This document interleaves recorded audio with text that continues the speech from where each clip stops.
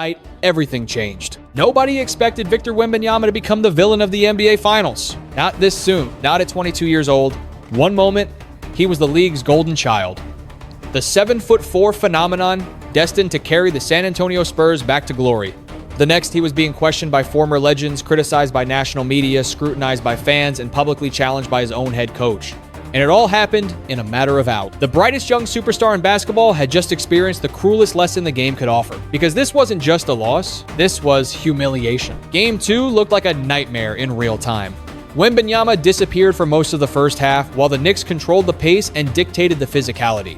The pressure mounted with every possession, every missed opportunity became heavier than the last. Then, just when it looked like the Spurs were finished, Wembanyama exploded. He attacked the rim, he dominated the glass. He blocked shots. He reminded everyone exactly why people have called him the future face of the NBA. 29 points, 9 rebounds, a furious second half takeover. The comeback was alive. San Antonio clawed its way back from the brink and tied the game with just seconds remaining.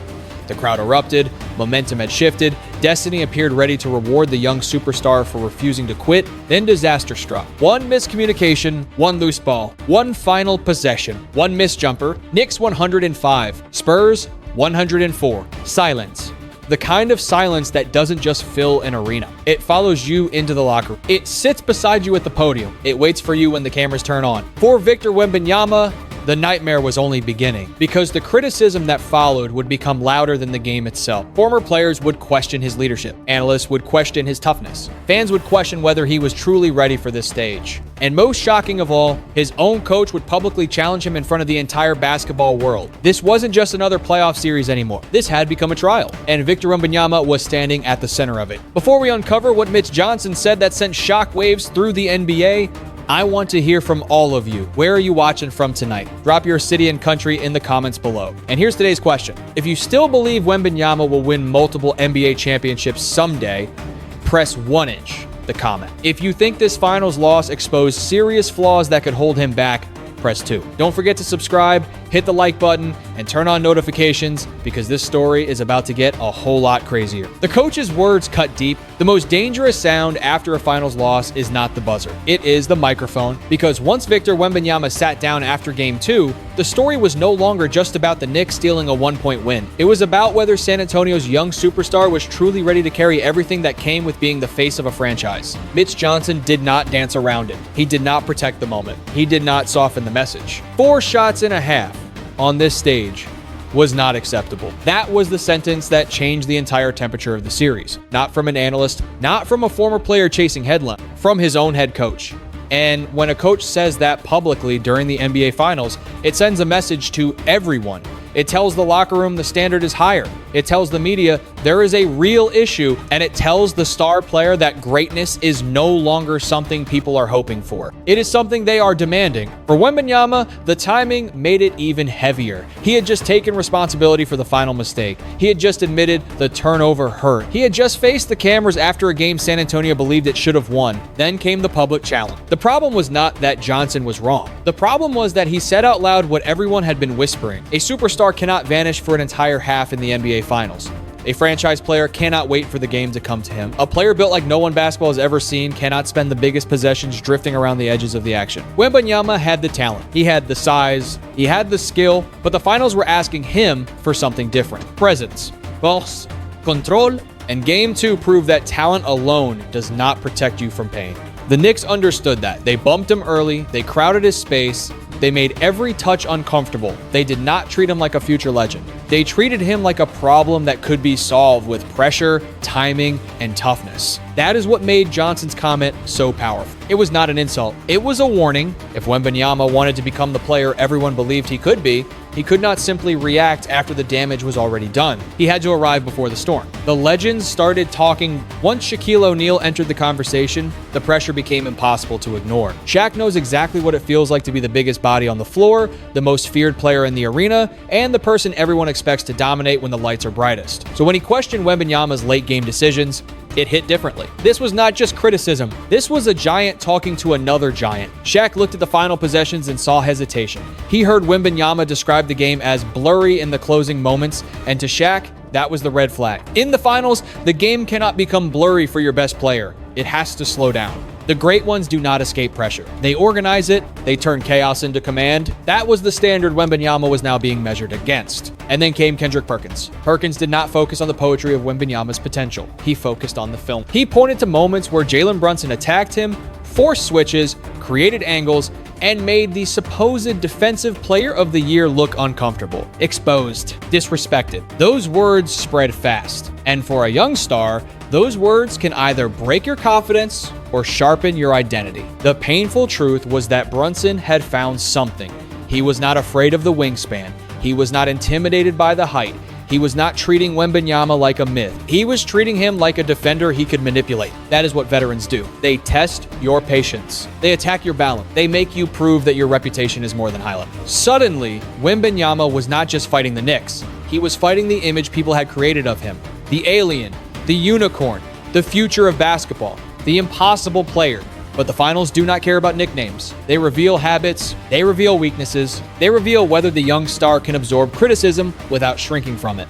And to Wembanyama's credit, he did not run from the words. He admitted he needed more poise, more control, more command of the game. That mattered. Because the first step toward becoming dangerous is admitting where you are still vulnerable. When basketball became something bigger, then the story left the court. That is when everything became heavier. Before Game 1, cameras caught Wembanyama standing with his arms crossed during the national anthem. In another series, maybe it would have passed quietly. In another city, maybe it would have been ignored. But this was the NBA final. Every camera was watching. Every fan had an opinion. Every small gesture became evidence for someone's argument. Some fans saw disrespect. Others saw nothing more than a young French player standing calmly before a game. Wembanyama never said it was a protest. He never turned it into a political statement. He never tried to provoke anyone. But silence does not stop noise. The clip moved across social media. Talk shows grabbed it. Fans argued about it. Suddenly, people were no longer only debating whether Wembanyama could beat double teams or close games. They were debating his character. That is a brutal place for any athlete to stand, especially a two-year-old trying to survive his first true championship storm. What made it more complicated was that the controversy did not disappear. Before another game, he prayed with his eyes closed. Before later games, questions continued about whether he was present during anthem shots. Every movement became a headline, and while the outside world argued about symbolism, the Knicks kept attacking the real issue. Basketball, they were wearing him down possession by possession. Karl Anthony Towns gave him size. Mitchell Robinson gave him physical resistance. Brunson gave him pressure in space. New York understood that the more distractions surrounded Wembanyama, the more valuable patience became. The Knicks stayed locked on the game. The Spurs were trying to survive the noise. That is the hidden danger of controversy during a final series. It drains energy from places you cannot measure. It follows players into interviews. It follows coaches into press conferences. It follows fans into every possession. For Wembanyama, the challenge was no longer just winning. It was staying centered while everyone tried to define him. And that is where the series became bigger than basketball. The collapse that broke San Antonio, Game 4 was supposed to be the night San Antonio took back control. Instead, it became the night everything cracked. The Spurs came out with fire. They played fast. They played confident. They looked like a team tired of hearing that they were too young, too soft, too inexperienced, too far ahead of schedule.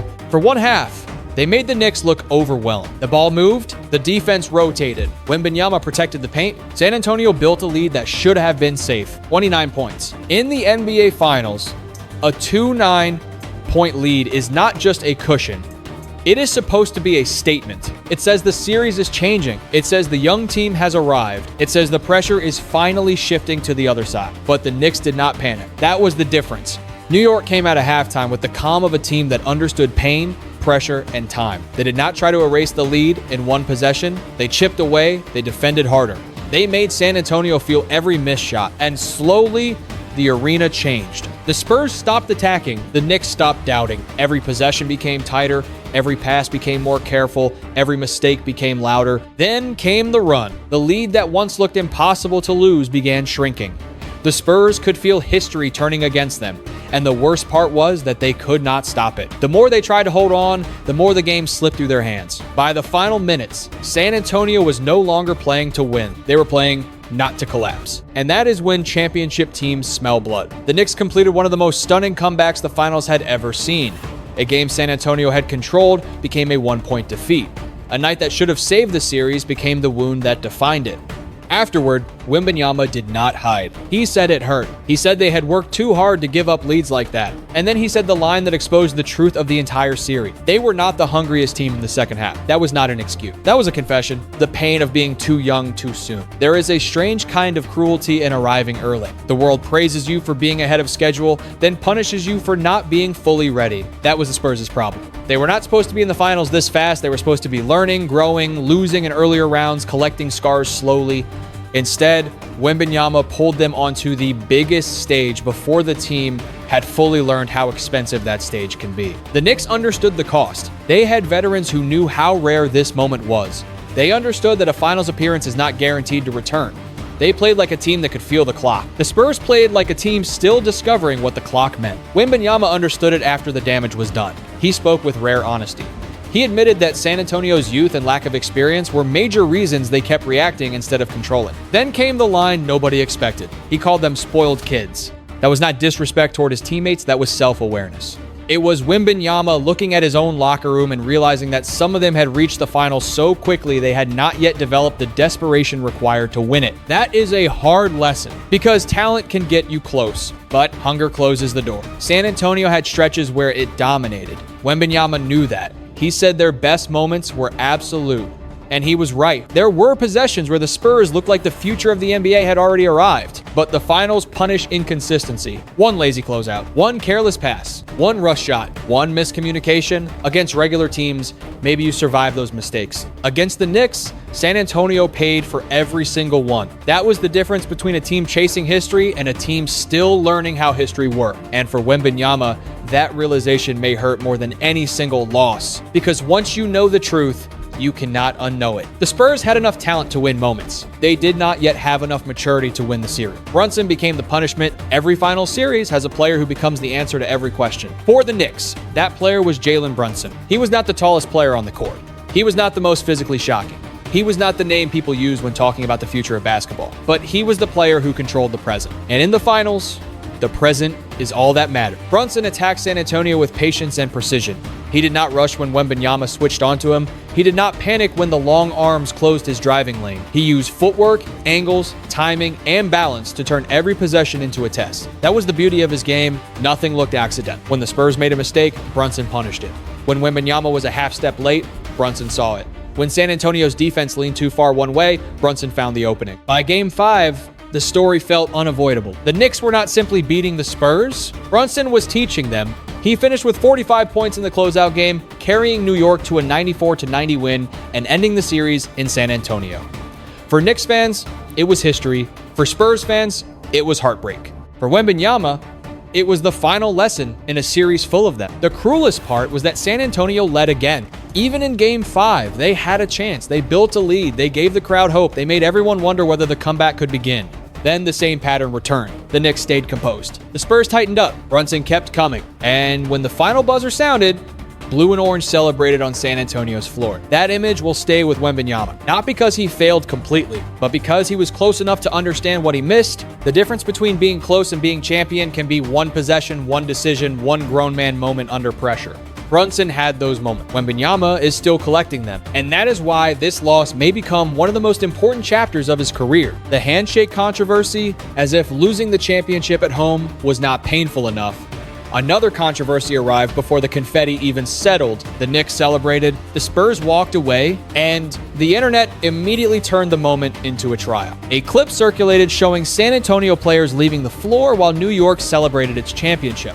Draymond Green reacted strongly, saying it was not good that they did not shake hands. That was all it took. Suddenly, the conversation shifted again. Were the Spurs disrespectful? Were they simply heartbroken? Did Wembanyama owe the Knicks a visible moment of sportsmanship after the final buzzer? Or were people asking too much from a young team that had just watched its dream end in front of its own fans? This is where the NBA becomes more than a game. It becomes theater. Every movement is judged. Every absence becomes suspicious. Every emotion is turned into a debate. Some Knicks fans were furious.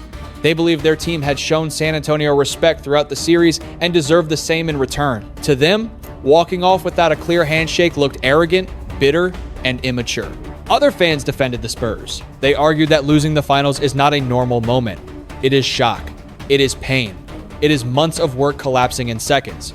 Not every player processes that pain in a clean, camera-friendly way. Both sides had emotion behind them. But for Wembanyama, it meant one more headline. He had already been criticized for his first half aggression. He had already been questioned by legends. He had already been pulled into anthem controversy. He had already watched his team blow massive leads and lose the finals. Now even the way he left the court was being examined. That is the burden of being the face of a franchise. People do not only judge your game, they judge your body language. They judge your silence. They judge your pain. And maybe that is unfair, but superstardom has never been fair. The handshake controversy did not define Wembanyama, but it did reveal something about the world around him. Once the spotlight chooses you, it does not turn off when the game ends. The human moment inside the noise. Then, in the middle of all the criticism, Wembanyama did something important. He reminded everyone that basketball is still supposed to be human. Reports and videos of fan violence after the series began spreading online. Some showed supporters being harassed, attacked, or stripped of jerseys in the streets. The images were ugly, the kind of moments that make a championship celebration feel darker than it should. Wembanyama could have ignored it. He had enough problems of his own. He had just lost the finals. He was being criticized by analysts, fans, former players, and social media. Nobody would have blamed him if he refused to comment on anything outside the court. But he did comment, and what he said mattered. He made it clear that passion is part of sports, but respect has to remain. He reminded people that, at the end of the day, this is still a game. That was one of the most mature moments of the entire story. Because while everyone else was arguing about whether Wembanyama was ready, arrogant, exposed, overrated, or misunderstood, he stepped back and pointed to something bigger than himself. Respect. That does not erase his mistakes. It does not change the missed jumper. It does not give San Antonio the championship. It does not make the criticism disappear, but it shows that Wembanyama understood the weight of the platform he now carried. The young superstar who had been accused of not handling the moment was still composed enough to speak against violence. The player people said lacked control was still controlled enough to say the right thing when emotions were high. That matters. Because leadership is not only about closing games, it is also about how you respond when the world is loud, angry, and waiting for you to say something careless. Wembanyama did not give them that. Instead, he chose perspective, and maybe that is why this finals loss feels different. It did not expose a fraud. It exposed a young player being forced to grow in public. That process is painful, but it is also how legends are built. The lesson that could create a monster. The Knicks won the championship, but Victor Wembanyama may have gained something that will follow him for the rest of his career. A scar? And in the NBA, scars can become more valuable than praise. Praise makes young stars comfortable. Pain makes them honest. And after this finals loss, Wembanyama sounded like someone who had been forced to see the truth with no filter left. He understood that San Antonio had enough talent to compete, but not enough experience to finish. He understood that his own greatness cannot appear only in flashes. It has to control entire game. He understood that leadership is not just taking the final shot, it is demanding the ball earlier, setting the tone sooner, calming the team when the lead starts shrinking, and refusing to let panic become contagious. That is the strategic lesson for the Spurs. They need more structure late in games. They need veterans who can settle the floor. They need guards who can get Wembanyama the ball in his best spots when pressure rises. They need offensive counters when teams crowd. And most of all, they need to become a team that does not wait until danger appears before finding solutions. For Wembanyama, the lesson is even deeper. Being the future is not enough. The future still has to earn the present. Every criticism he heard in this series can become fuel if he uses it the right way. Johnson's challenge can become accountability. Shaq's words can become poise. Perkins' criticism can become defensive discipline. Brunson's dominance can become film study. The blown leads can become emotional maturity. And the pain of watching another team celebrate in San Antonio can become the image that pushes him through every workout, every practice, every long road trip, and every quiet night when the season feels endless. But the most important lesson is human. Winning should never erase respect. Losing should never erase dignity. Fans can love their teams with passion, but the game should never turn into hatred. Players can battle like enemies for 48 minutes, but after the buzzer, everyone is still part of the same basketball family. That is what Wembanyama seemed to understand, even through the pain. The Knicks lifted the trophy. The Spurs walked away wounded. But Victor Wembanyama's story is not over. It may have just become dangerous because somewhere in San Antonio, a two-year-old superstar is carrying every headline, every mistake, every criticism, and every second of that finals heartbreak. And next time, he will not be arriving as a kid learning the cost. He will be arriving as a man who already paid it. If you believe Victor Wembanyama will come back stronger and one day bring a championship to San Antonio, press 1 into the comment. If you think the Knicks expose problems the Spurs still need years to fix, press 2. Tell us where you are watching from, subscribe to the channel, hit the like button, share this video with another NBA fan, and turn on notifications so you do not miss the next story.